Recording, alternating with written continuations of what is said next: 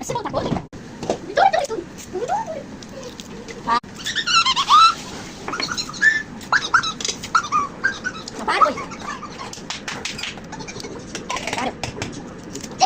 Eu sei, cara. Não, pai, tô cortando cebola. Ai, meu zóio.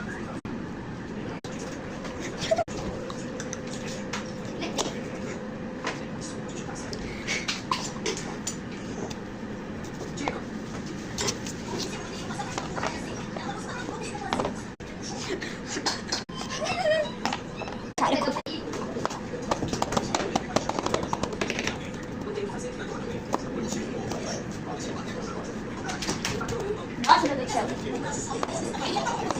Não, você já pegou isso tudo. Deus, não. Você tá ardendo, tá vendo, não? Não, não tá. Porque você não cortou a cebola.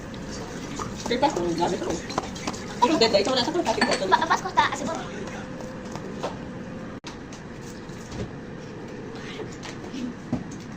Ih, só tem. Pode ser. Eu sei o que é isso, omelete, né? Corta. Imagens. Emanuel, você tá vendo assim? Para essa tabu. Essa tabu é interessante. Em experience, a história que parece uma família. Só que tem um fantasma no meio. Uma menina com a cara toda arregaçada. Que horror. Olha, aqui tranquilo.